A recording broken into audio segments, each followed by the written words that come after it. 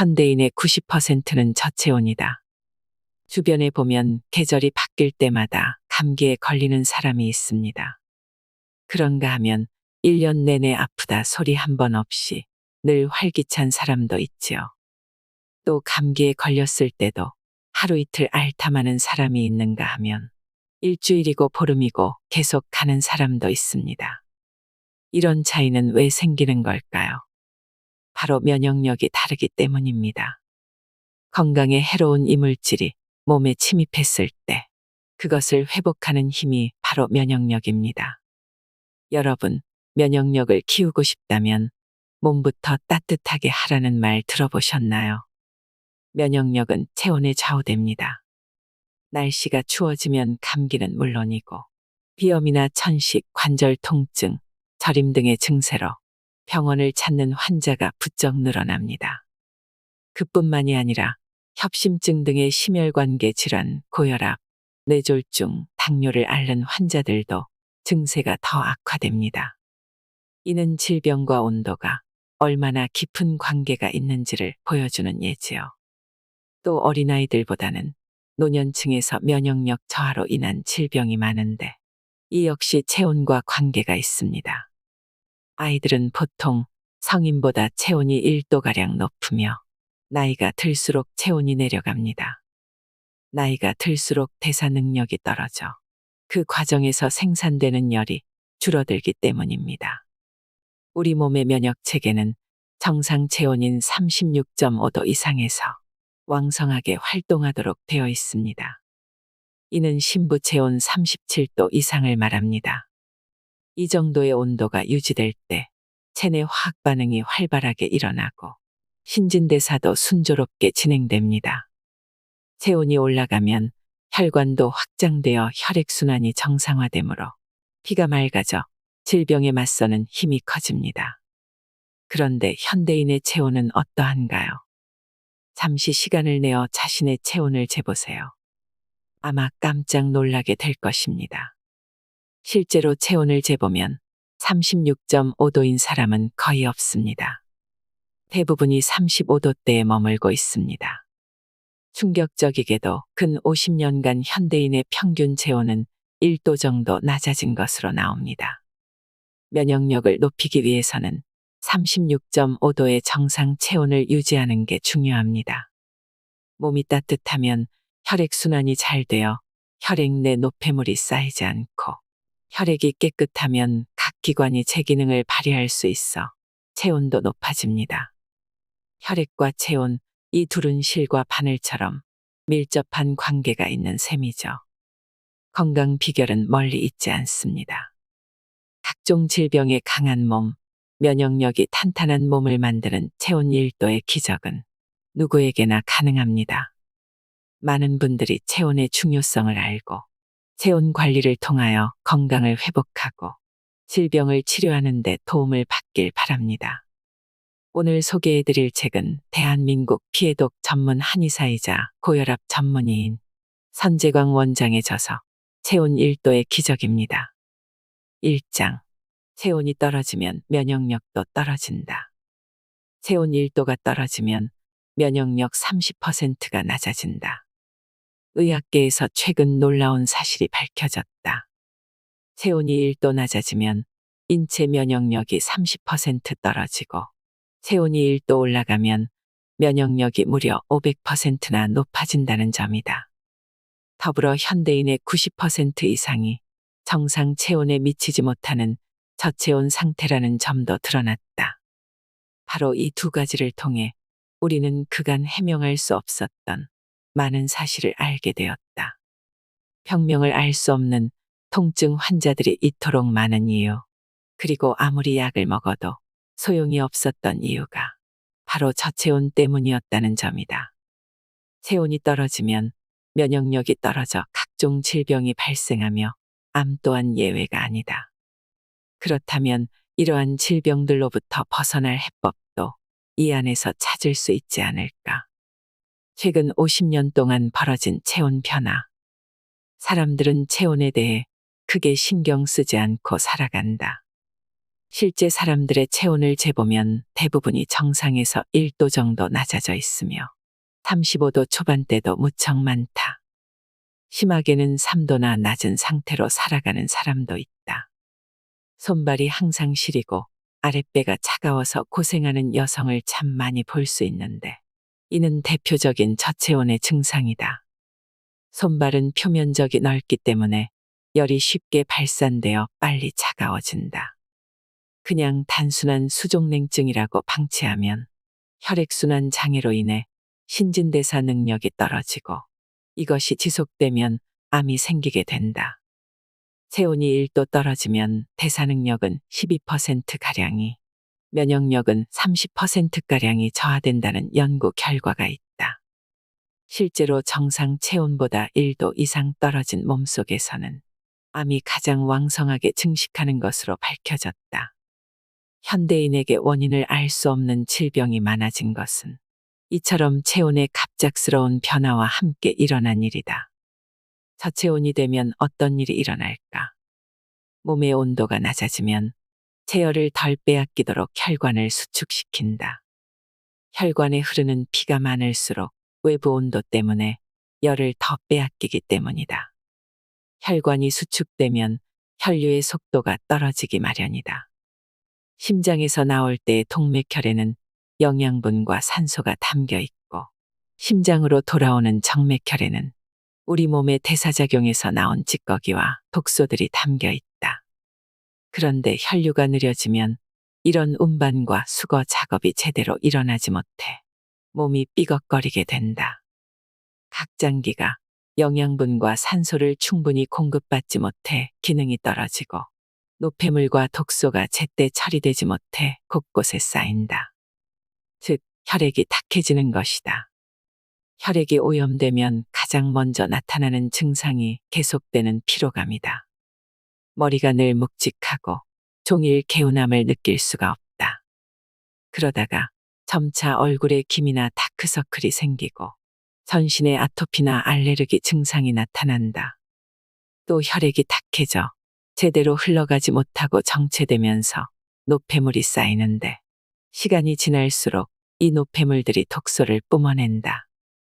그러면 해당 장부나 관절 부위에 염증이 생기고 이는 저린 증세나 통증을 발생시킨다. 그러고도 오염 상태가 개선되지 않으면 심각한 병이 생겨난다. 혈관의 압력이 지속적으로 높아져 고혈압이 되고 혈액 내당 함량이 지나쳐 당뇨가 되며 혈액 내 지방이 많아져 고지혈증이 된다. 또한 노폐물들이 점차 혈관벽에 달라붙어 혈관이 더욱 좁아지면서 더욱 치명적인 질병을 불러온다. 혈관이 딱딱하게 굳는 동맥경화로 발전하거나 혈관이 막힘으로써 심근경색 또는 뇌경색이 오며 약한 부위가 터져 출혈이 되기도 한다. 암 역시 혈액 오염으로 나타나는 대표적인 질병이다.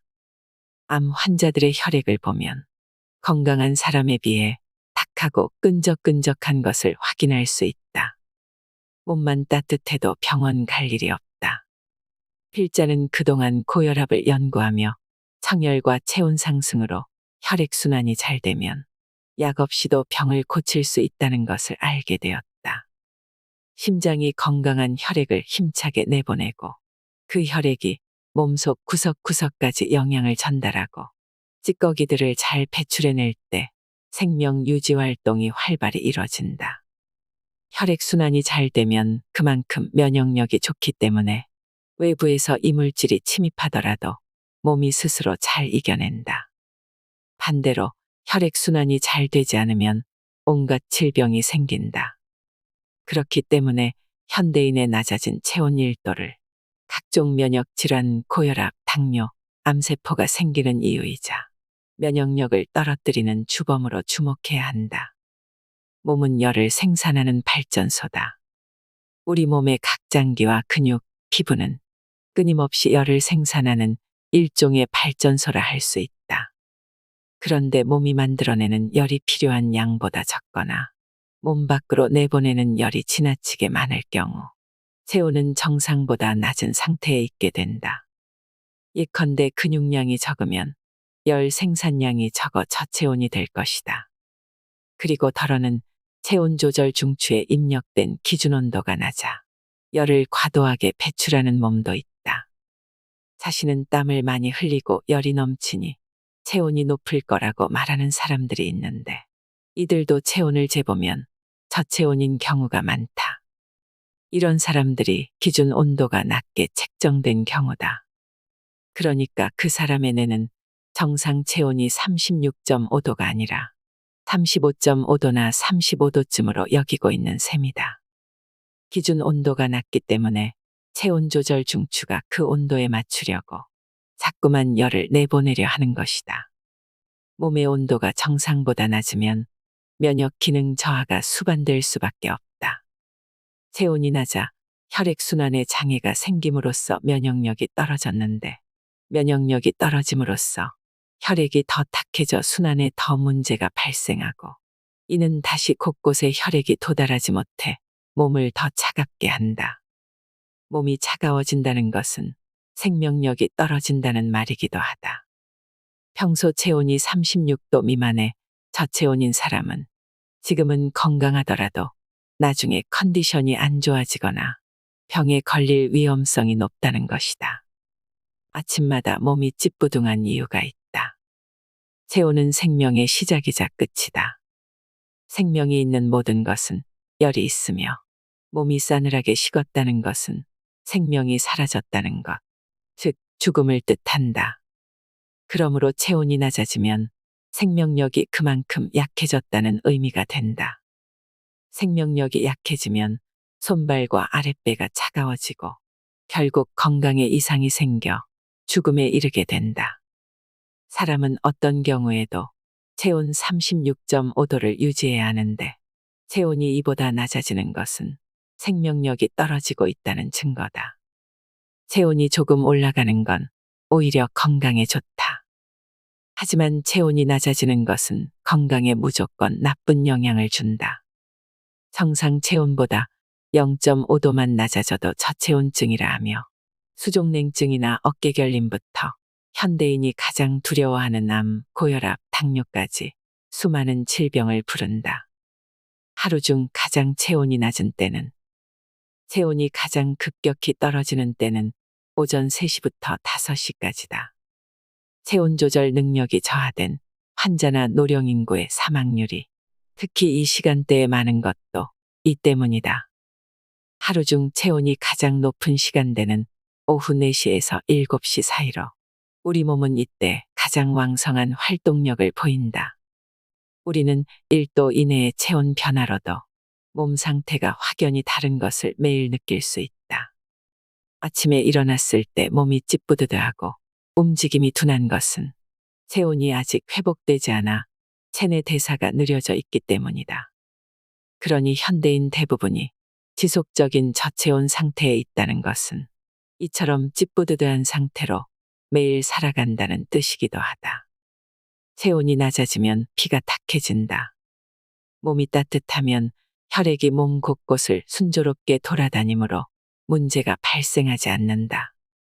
그런데 몸이 차가우면 혈관이 좁아져 혈류가 느려지고 순환에 장애를 겪게 된다.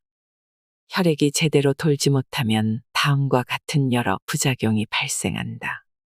먼저 영양분과 산소가 각 장기에 충분히 공급되지 못해 장기가 제대로 일을 하지 못한다. 위장의 소화 능력이 떨어지고 간의 해독력이 저하되며 폐나 신장, 방광에서 노폐물을 걸러내고 배출하는 능력이 저하된다. 그리고 힘차게 흐르지 못하는 혈액은 혈관 곳곳에 노폐물이 쌓이게 한다. 우리 몸에서 만들어지는 많은 노폐물이 혈관에 정체된다. 결국 저체온으로 혈액순환에 문제가 발생하면 피가 점점 더 탁해지고 이것이 다시 혈액순환에 지장을 주는 악순환이 이어진다. 피 건강의 척도는 바로 눈으로 확인할 수 있다. 혈액이 오염되면 얼굴색이 탁하고 창백하며 다크서클이 특히 진해진다. 피가 오염되면 코나 잇몸에도 악영향을 주므로 비염이나 잇몸염증이 나타난다. 또 팔다리에 나타나는 증상으로도 알 수 있다. 손발이 차고 저린 증세가 나타나면 피가 탁해진 것이다. 독소가 혈관을 타고 몸속을 돌아다니므로 여기저기가 쑤시고 저리며 뭉쳐서 딱딱해진다. 이 증세가 지속되면 팔다리에 갑자기 힘이 빠지는 무력 증세가 나타난다. 간혹 몇 걸음 못 걷고 주저앉는 어른들을 볼 수 있는데 바로 이런 증상이다. 노화 때문에 나타나는 어쩔 수 없는 증상으로 보아 넘길 것이 아니라 피가 오염되어서 그런 건 아닌지를 먼저 따져봐야 한다. 자고 나도 개운하지 않고 아무리 자도 피곤이 풀리지 않을 때 역시 혈액 오염을 의심해 봐야 한다. 피가 제대로 순환하지 않고 그나마 돌고 있는 혈액마저 맑고 깨끗하지 못하다면 잠만으로는 피로를 떨쳐낼 수 없어 지속적인 피로감을 느끼게 된다. 또 평소와 달리 숨이 가쁘거나 빈혈이 아닌데도 자주 어지럼증을 느끼고 귀에서 곤충 날개짓 소리 같은 것이 들리며 눈이 자주 충혈되는 것도 같은 이유다. 여성이라면 생리통이 더 심해지고 생리 주기가 바뀌거나 일정치 않아지며 심한 경우에는 불임이 되기도 한다. 탁한 피는 건강을 위협한다. 더욱이 본인도 알지 못하는 사이에 차츰차츰 오염되어 간다는 것도 큰 문제 중 하나다. 하루 이틀 만에 진행되는 것이 아니라 오랜 시일에 걸쳐 누적되다가 어느 순간에 이르면 병으로 나타나기 때문이다. 탁한 피의 문제 역시 저체온에서 출발하므로 체온을 높인다면 이러한 위험을 예방할 수 있다. 2장. 냉증 질환을 가볍게 여기지 마라. 나도 혹시 저체온증 상태일까?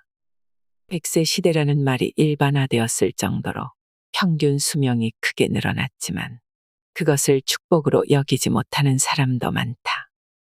질병과 통증에 시달리느라 삶이 오히려 고통이기 때문이다. 유난히 더위를 타거나 손발이 차거나 열이 많아 땀을 많이 흘리는가? 그렇다면 자신의 체온이 떨어지고 있다는 뜻이다. 병원에 가봐도 딱히 이상이 없다는데 몸이 예전 같지 않고 불편한가? 그렇다면 제일 먼저 체온을 체크해보라. 저체온증 여부를 알아보는 내 몸 체크리스트. 체력이 현저하게 떨어졌다고 느껴진다면 가장 먼저 몸에 냉기가 있는지를 살펴봐야 한다. 몸 안에 냉기가 있으면 쉽게 피로를 느끼고 의욕이 저하된다. 냉기는 몸 안으로 들어오기는 쉽지만 일단 들어오면 저절로 빠져나가지 않는다. 냉기가 자리를 잡으면 목 등, 허리, 무릎, 발목 등에 분포한 관절과 근육에 통증을 일으킨다. 심한 경우 일상적인 동작만으로도 아픔을 느끼는 지경에 이르게 된다. 보통 손발이나 아랫배가 찬 경우는 본인 스스로도 냉기가 있다는 사실을 잘 안다. 그렇지만 증상이 나타나지 않는 냉기도 있기 때문에 실제로는 몸이 냉한데도 그걸 잘 알지 못하는 사람이 많다. 내 몸에 냉기가 있는지를 알아보는 방법이 있다. 먼저 다음의 증상을 자주 느낀다면 냉기가 있는 것이다. 냉난방이 잘 된 실내에 있으면 불편함을 느낀다. 상반신, 특히 얼굴이 잘 붉어진다. 땀이 쉽게 나면서 현기증을 느낀다. 더운데도 땀이 잘 나지 않는다. 더위를 심하게 탄다. 추위를 심하게 탄다. 햇볕을 직접 쬐기가 힘들다. 아침에 일어나기가 힘들어졌다. 어깨 결림이 풀리지 않고 지속된다. 저체온에 의해 나타나는 단계별 증상. 저체온의 1단계 만성 피로. 제1단계 신호는 피로다. 육체적인 피로만이 아니라 정신적인 피로도 쉽게 느끼게 된다. 냉기가 있으면 혈관이 수축되어 혈액순환이 나빠진다. 혈액순환이 나빠진다는 것은 두 가지 점에서 문제가 되는데 동맥과 정맥으로 나누어 보면 다음과 같다. 먼저 동맥은 심장에서 나와 몸의 각 부위로 가는 혈액으로 산소와 영양분을 충분히 포함하고 있다. 동맥에서 나온 혈액은 전신을 돌며 모세혈관에 이른다. 이곳에서 영양분과 산소를 전해주고 노폐물과 독소를 걷어들여 정맥으로 이어진다. 성맥은 노폐물과 독소를 싣고 다시 심장으로 들어가는 혈관이다. 그러므로 혈관이 수축되면 영양분과 산소가 충분히 공급되지 않고 노폐물과 독소가 수거되지 않아 조직이 굳어지고 탄력성이 떨어진다. 이것이 바로 노화 현상이다. 바로 이 때문에 나이를 먹으면 관절이나 조직이 굳어 움직임이 둔화되고 뼈가 약해져서 잘 부러지는 것이다. 언제부턴가 유독 아침에 일어나기가 힘들고 전에는 거뜬히 해내던 일에 쩔쩔매고 있다면 몸이 보내는 1단계 신호가 아닌가를 의심해 봐야 한다. 저체온의 2단계 각종 통증. 제2단계 신호는 통증이다. 가슴이 답답하고 머리가 무거워지며 목이 뻣뻣하고 어깨 결림이 심해진다. 그리고 등과 허리, 무릎, 발목까지 전신의 관절과 근육에서 통증이 느껴진다. 체온이 떨어지면 통증에 더 민감해지기 때문이다. 일시적인 현상이 아니라 지속적인 어깨 결림이 있다면 혈액순환 장애에 의한 통증일 가능성이 높다. 별 탈 없이 잘 지내다가 환절기만 되면 감기로 고생하는 경우나 여름 감기에 자주 걸리는 경우 등도 우리 몸의 체온 조절 기능이 저하되어 나타나는 증상이다. 이 단계에 들어서면 통증과 저체온의 악순환이 시작될 수 있다. 체온이 떨어져 통증에 민감하게 운동량이 줄어들고 운동량이 줄어들면 근육량이 줄어들어 체온이 더 떨어지는 것이다. 이 단계를 방치하면 수족냉증부터 암까지 수많은 질병이 진행된다. 수족냉증부터 암까지 만병의 원인. 손발이 차갑다. 가장 두드러지는 것이 수족냉증이다. 손발이 심하게 차가워져 때로는 통증까지 느끼게 된다. 우리나라 사람 중에는 수족냉증 환자가 유독 많고 그 대부분이 여성이다. 생애 중 월경과 임신, 출산 등 호르몬의 급격한 변화를 겪게 되고 집안일을 할 때도 찬물에 손 담그는 일이 많기 때문이다.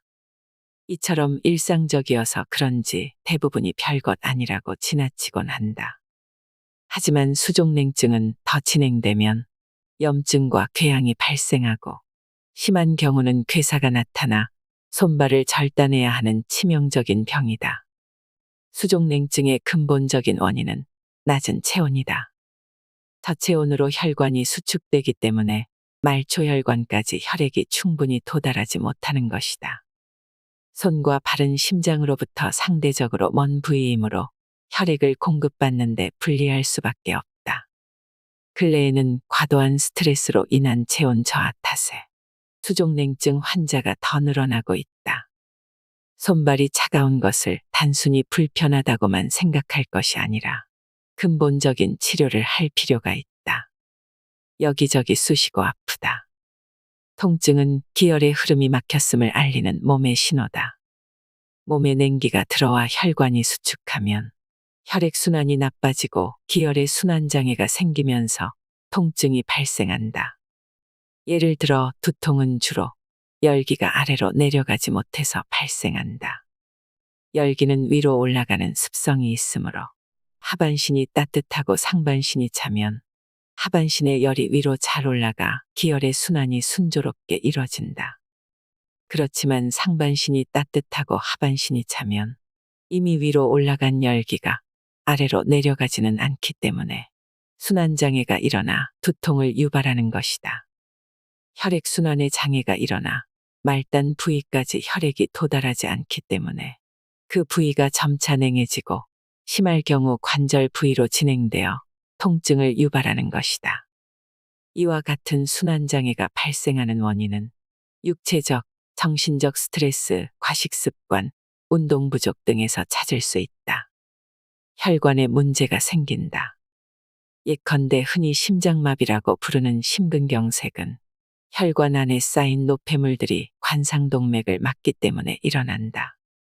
가슴에 극심한 통증을 유발하는 협심증도 비슷한 원인으로 발병한다. 동맥 경화 때문에 관상동맥이 좁아져서 심장 근육에 필요한 만큼의 산소와 영양분이 공급되지 못하기 때문이다. 결국은 순환의 문제이며 그 근본적인 이유는 낮은 체온이다. 만성질환에 시달린다.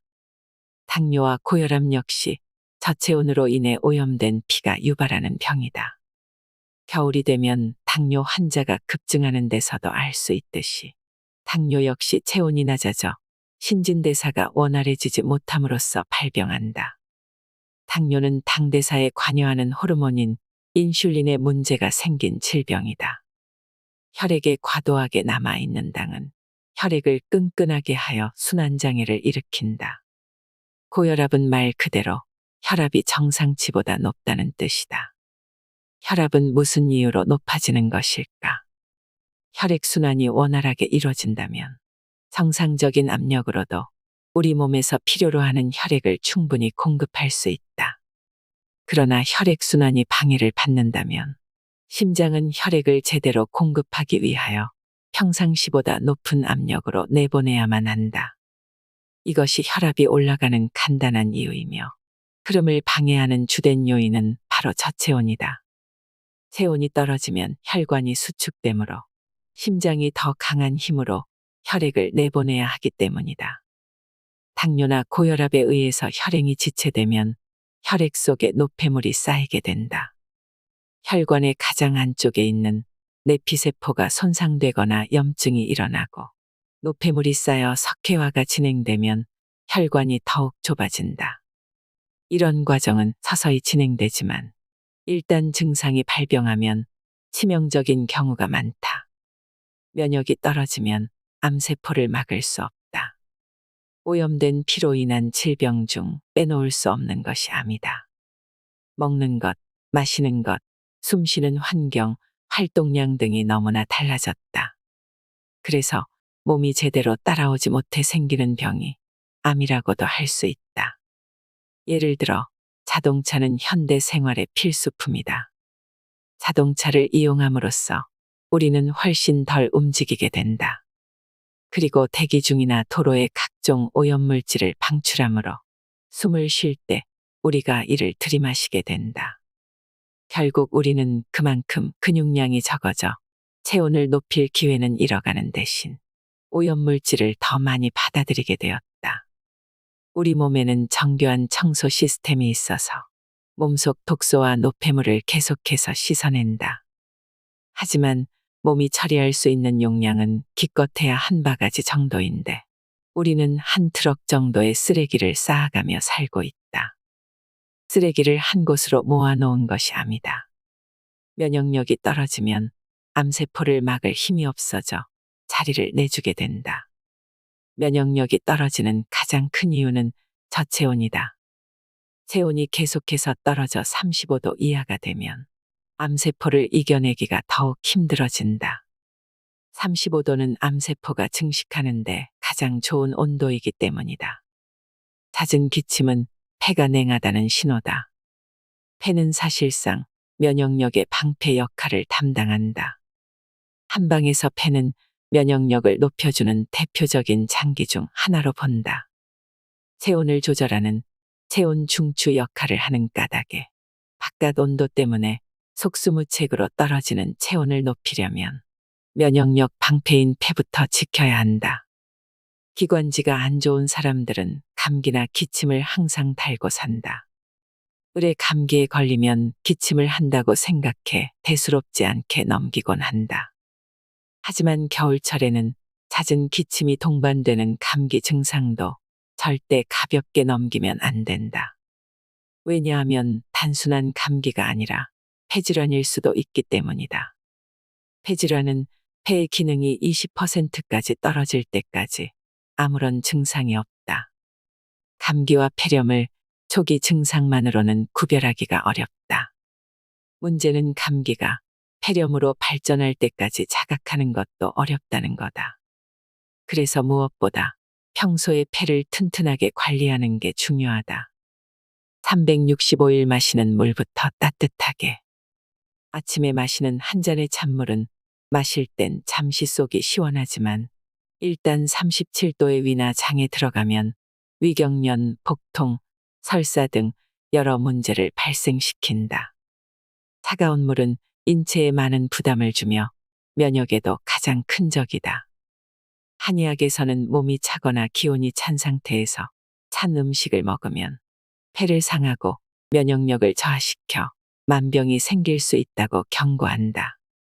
겨울에는 옷도 따뜻하게 입어야겠지만 음식이나 음료도 따뜻하게 먹는 게 좋다. 물도 마찬가지다. 1년 내내 미지근하거나 따뜻한 물을 먹는 습관이 좋다. 3장. 열이 나면 피가 맑아진다. 열이 나면 왜 피가 맑아질까? 몸이 아프면 대체로 식욕이 떨어지고 열이 난다. 왜 그럴까? 병과 싸우기 위해 몸이 그렇게 반응하기 때문이다.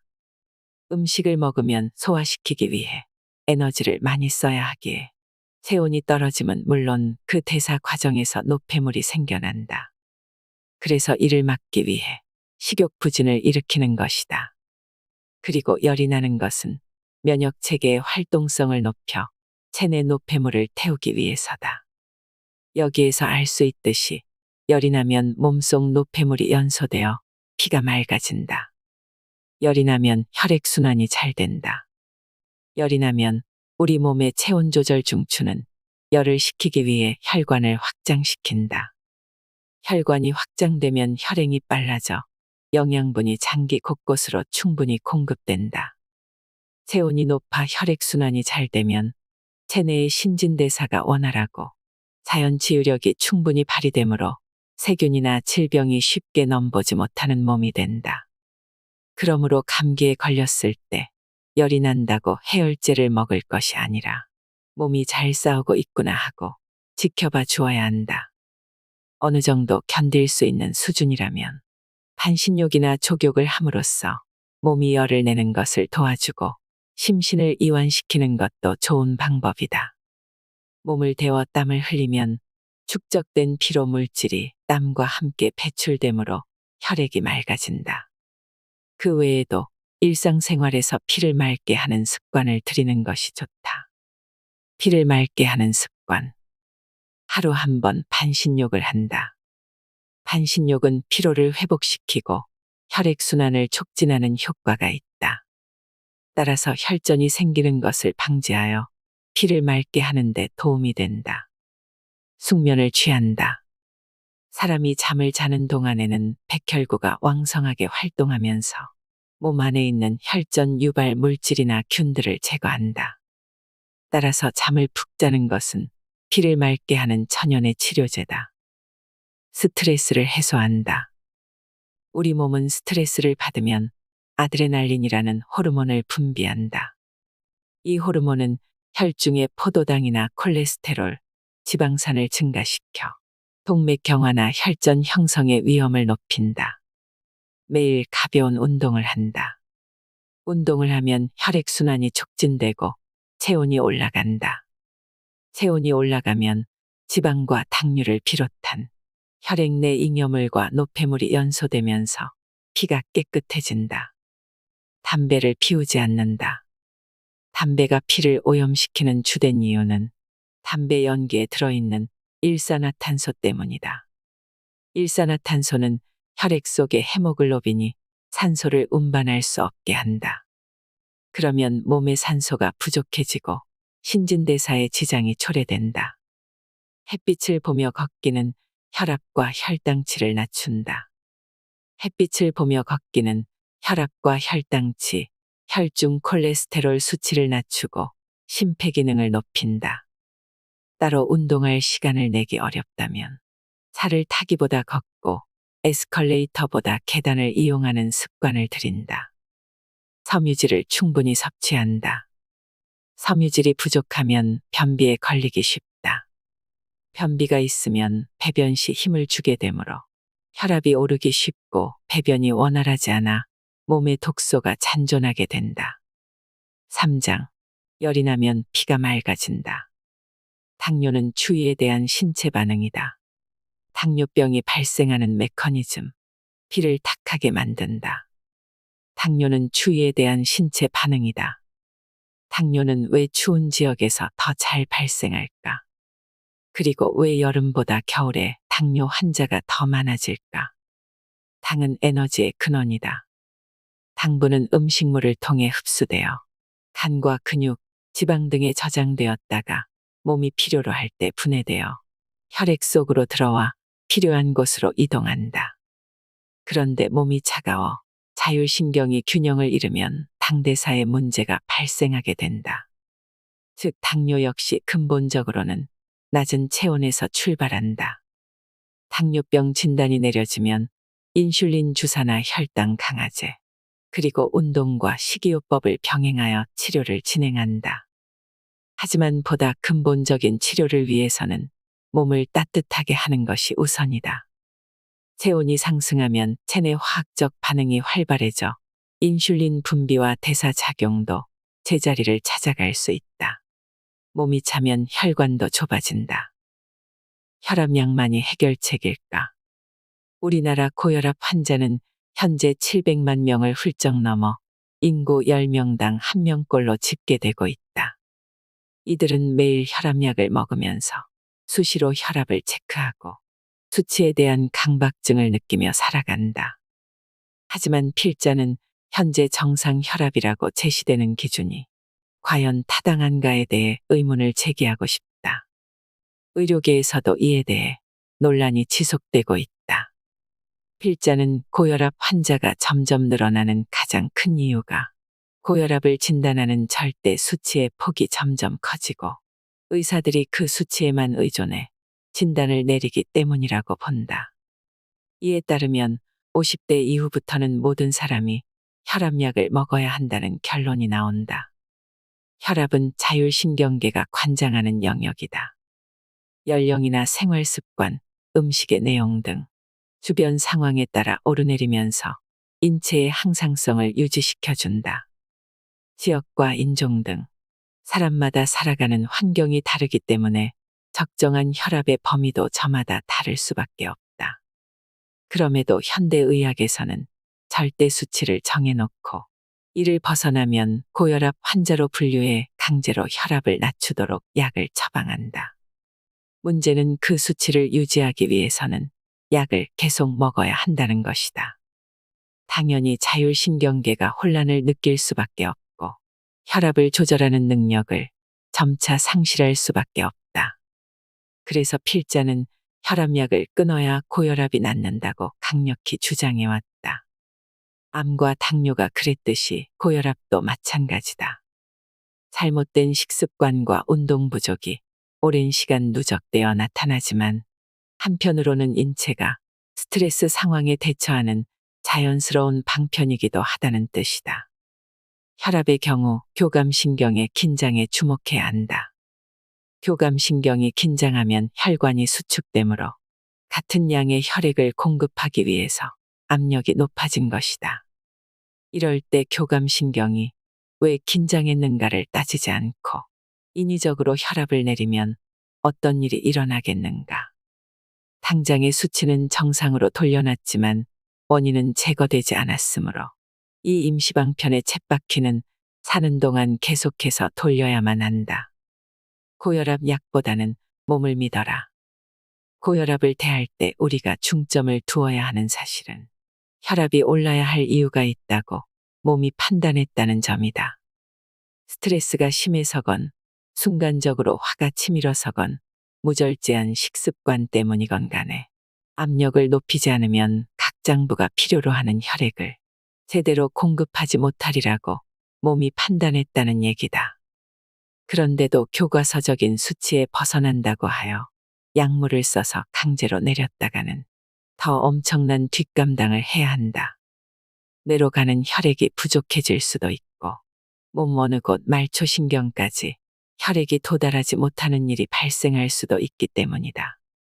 고혈압은 인체가 저체온과 탁한 피에 맞서 항상성을 유지하고자 하는 증상일 뿐이다. 증상만 없애고자 할 것이 아니라 근본적인 문제를 개선하면 나머지는 우리 몸이 저절로 알아서 한다. 뇌졸중의 원인은 차디찬 하반신. 겨울이 되면 뇌졸중 환자가 눈에 띄게 증가한다. 추운 날씨 때문이다. 체온이 떨어지면 혈관이 급격히 수축하는데 심장에서는 그 좁아진 혈관으로 같은 양의 혈액을 보내야 하므로 압력을 높이게 된다. 이에 따라 갑자기 혈압이 상승하며 그 충격으로 혈관에 손상이 올 수 있다. 이때 뇌로 가는 혈관에 이상이 생겨 뇌 조직의 일부가 손상되는 증상을 뇌졸중이라 한다. 뇌는 보통 체중의 2%밖에 차지하지 않지만 인체 에너지의 20%를 사용할 정도로 많은 일을 하는 기관이다. 정신작용만이 아니라 우리 몸 각 부위를 관장하는 중추로서의 역할을 하므로 뇌에 이상이 오면 몸의 어느 부위가 마비되거나 인지장애, 언어장애 등 심각한 장애가 나타나기도 한다. 하반신의 저체온이 뇌졸중을 부른다. 뇌졸중은 저체온, 특히 하반신의 냉증이 주범이다. 뇌졸중은 갑자기 추위에 노출됐거나 기운이 쇠해졌거나 스트레스가 심하거나 급격히 살이 쪘을 때 발생하기 쉽다. 그리고 특히 혈관과 관련된 질병을 앓고 있을 때 그 합병증으로 오는 경우가 많다. 그 중에서도 고혈압과 특히 깊은 관계가 있다. 노화로 하반신 근육이 약해졌을 때 하반신에 모여있던 혈액이 상반신으로 이동해도 고혈압이 발생하는데 이렇게 이동한 혈액이 몸의 최상부인 뇌에 모여 터진 상태가 바로 뇌출혈이다. 운동량이 적어지거나 하반신에 있어야 할 열기나 혈액이 냉기 때문에 상반신으로 올라가 뇌에 피가 가득 차서 발병하는 것이다. 뇌졸중도 냉기 때문에 발생하는 질병이므로 체온 관리에 주력해야 한다. 상하로 골고루 열을 순환시켜라. 머리는 차갑게, 발은 따뜻하게. 겨울만 되면 손발이 차갑고 시리다고 말하는 분들이 많다. 냉증은 풍토병이라고 할 만큼 한국인에게 흔한 질병이다. 손과 발은 심장으로부터 상대적으로 먼 부위에 있기 때문에 전반적으로 체온이 떨어지면 혈액을 공급받는데 불리할 수밖에 없다. 발의 체온이 특히 중요한 이유는 발은 양말을 신어도 땅에 바로 닿아 있기 때문에 냉기와 계속 싸워야 되는 곳이기 때문이다. 가장 건강한 몸의 상태는 머리는 차갑게 발을 뜨겁게 유지하는 것이다. 건강한 몸은 위쪽에 뜨거운 기운을 아래로 내려보내서 복부와 손발을 따뜻하게 해주고 차가운 기운은 위로 보내서 가슴과 머리를 서늘하고 맑게 만든다. 그래서 몸속 열을 순환시켜서 머리는 차고 발은 따뜻한 상태가 되어야 신진대사가 원활하고 손발에 혈액이 충분히 공급돼 냉증을 막을 수 있다. 4장. 저체온을 부르는 환경을 바꿔라. 과식 습관은 몸을 차게 만든다. 현대인이 저체온으로 살아가는 주요 원인 중 하나가 과식이다. 과식은 3가지 단계로 체온을 떨어뜨린다. 첫째는 소화를 시키기 위해 혈액이 장으로 몰리기 때문이다. 음식물이 들어오면 위로 가는 혈액이 40% 가까이로 늘어난다. 평상시 위에 공급되는 혈액은 약 20%이며 몸이 운동 등 다른 일에 집중할 때는 3에서 5%에 불과하다는 점을 생각할 때 엄청나게 몰리는 셈이다. 이는 다른 장기로 가는 혈액이 그만큼 줄어든다는 뜻이다. 혈액 공급이 줄면 활동을 덜하게 되므로 열 생산량도 줄어든다. 둘째는 지나친 영양분이 지방으로 저장되어 열 생산을 막기 때문이다. 지방은 에너지를 저장하는 창고라서 체열의 생산에는 오히려 방해가 된다. 지방이 점점 많아져 비만이 되면 저체온이 더 심화된다. 비만인 사람은 대체로 움직이기를 싫어해 근육량이 적고 몸속의 가짜 열 때문에 자꾸 찬 것을 먹게 되어 속이 더 냉해진다. 셋째는 잉여 영양분이 혈액 속에 남아 피를 탁하게 하기 때문이다. 과식을 한다는 것은 섭취하는 영양분이 많다는 뜻이다. 특히 콜레스테롤과 중성지방이 문제가 되는데 혈액 내에 이러한 영양분이 과도해져서 혈액의 점도가 높아진다. 끈끈해진 혈액은 이동 속도가 떨어지므로 순환장애가 발생하며 이는 체온을 떨어뜨린다. 배의 80%만 채워라. 우리 선조들은 건강하게 살려면 복 8분, 즉 배를 80%만 채우라고 강조하기도 했다. 또 무엇을 먹는가도 중요하다. 정제된 식품, 고지방, 고칼로리의 인스턴트 식품이 우리 식탁을 가득 채우고 있다. 쌀, 밀가루, 설탕 등 우리 식탁에 올라오는 대부분의 식재료가 최대한의 도정 과정을 거친 것들이다. 많이 씹지 않아도 되고 맛도 좋으며 소화도 금방 된다. 하지만 이것은 건강을 생각한다면 전혀 환영할 만한 일이 아니다. 우리 소화기관은 정제되지 않은 곡류, 즉 섬유질이 풍부한 통곡식을 먹을 때의 속도로 작동한다. 예컨대 당의 흡수에 작용하는 인슐린이 천천히 분비된다는 뜻이다. 계속 강조하지만 과식은 저체온을 부른다.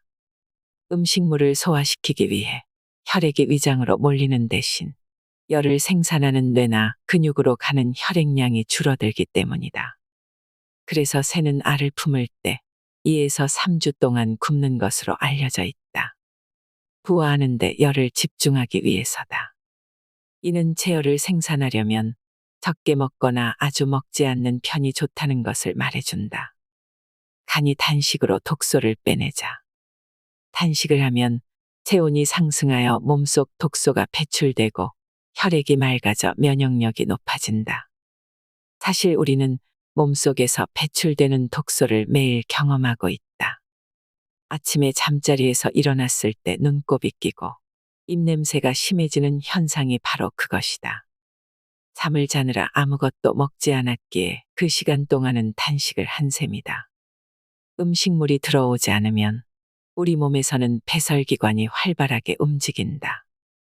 그래서 노폐물이 빠져나가므로 피가 맑아진다.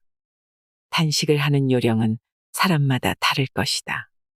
하루 중 끼니를 거르는 방법일 수도 있고, 일주일 중 요일을 정해 하루 식사를 건너뛸 수도 있을 것이다.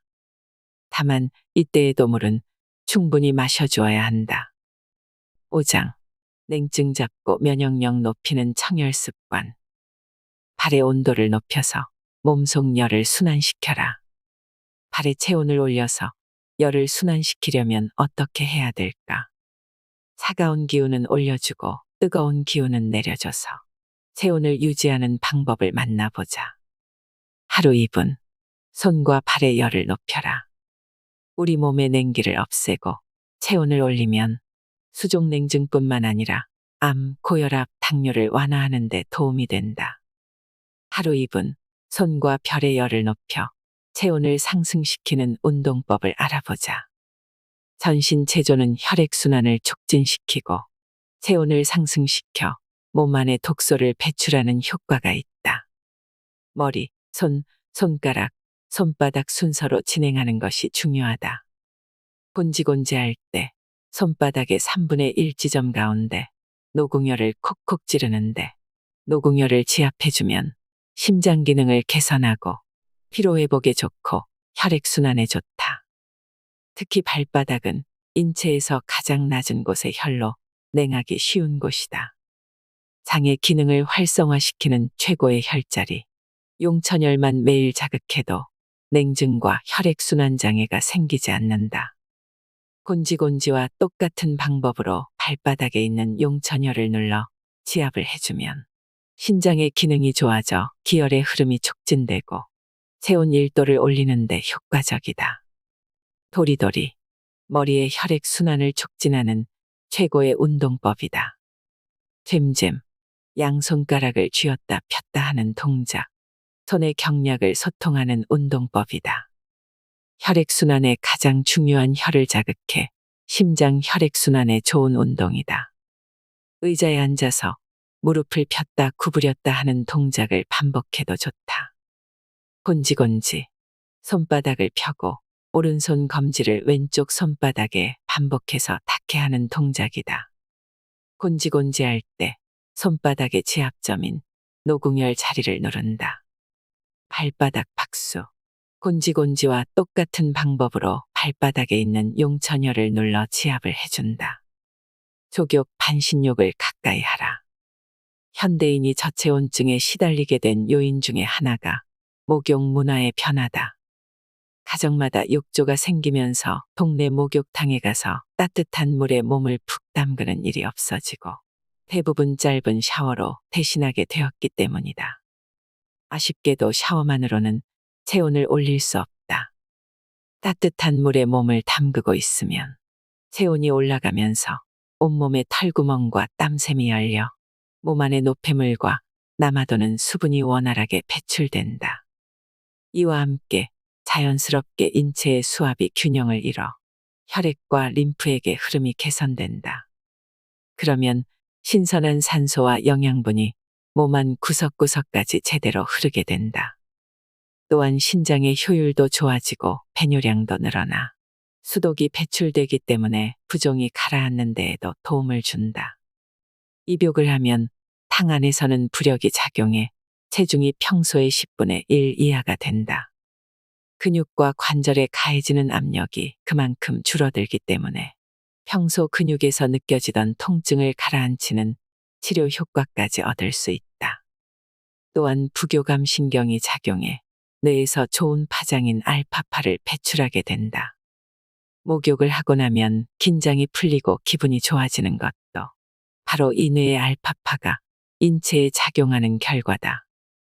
체온을 올리는 가장 효과적인 방법으로 매일 반신욕이나 족욕을 할 것을 권한다. 이것이야말로 두안종렬을 문자 그대로 실천하는 방법이다. 두안종렬은 가장 건강한 몸의 상태로 머리는 차고 발은 따뜻함을 말한다. 건강한 사람은 이런 상태가 항상 유지되어 신진대사가 원활하다. 반면 건강에 이상이 있는 사람들의 체온을 살펴보면 상체에 비해 하체가 차갑다. 먼저 반신욕은 38에서 40도의 따뜻한 물에 가슴 아래까지를 담그고 10분 정도 휴식을 취하는 방법이다. 조금 있으면 배와 하반신이 따뜻해지면서 온몸에 열기가 돌게 된다. 혈액순환이 촉진되면서 땀이 나고 몸속 곳곳에 독소가 쉽게 빠져나간다. 주의할 것은 반신욕을 하고 나서 덥다고 찬물을 벌컥벌컥 들이키거나 선풍기 또는 에어컨 앞으로 달려가서는 안 된다는 것이다. 이는 냉기를 다시 불러들이는 일로 냉기는 몸에 들어오기는 쉽지만 일단 들어온 다음에는 빼내기가 어렵다. 반신욕에 버금갈 정도로 효과가 있는 방법이 족욕이다. 40에서 43도의 물에 발목까지를 담그고 30분 정도 긴장을 이완한 상태로 있는 것이다. 발은 제2의 심장으로 불릴 정도로 온몸에 혈이 집중되어 있다. 그러므로 발을 따뜻하게 하는 것은 몸의 각 기관을 따뜻하게 하는 효과를 가져온다. 족욕은 종일 체중을 지탱하느라 고생한 발의 피로를 풀어주는 최고의 방법이다. 반신욕보다 신체에 무리가 덜 가기 때문에 반신욕을 하면 현기증이 나거나 답답함이 느껴지는 사람, 혈압이 높은 사람도 무리 없이 할 수 있다.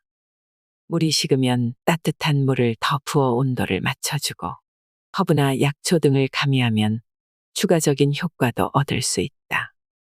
예컨대 생강을 갈아서 넣으면 체온 상승 효과가 더 높아진다. 이처럼 발을 따뜻하게 하면 말초혈관이 이완되어 심장의 부담을 덜어준다.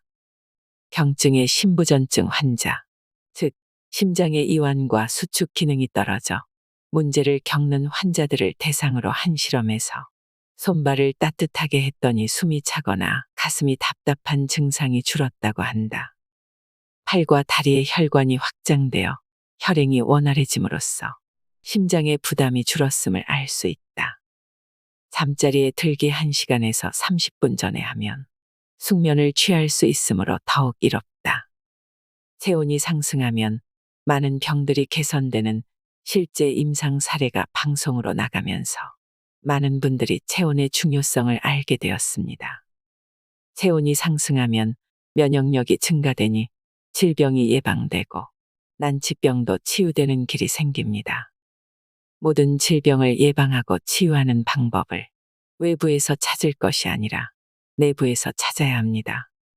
실제로 만병을 치유하는 치유법은 외부에 있지 않고 내부에 있습니다. 발열은 인체의 면역 기능을 올려 모든 문제를 회복하는 방법입니다. 인간뿐만 아니라 물고기도 병이 나면 따뜻한 물로 헤엄쳐 가서 회복하고 도마뱀과 뱀도 병이 나면 햇볕을 쬐면서 회복합니다. 모든 만물은 따뜻하면 회복되고 추우면 병이 생기게 됩니다. 오늘 알려드린 방법으로 몸속 체온 1도를 올려보세요.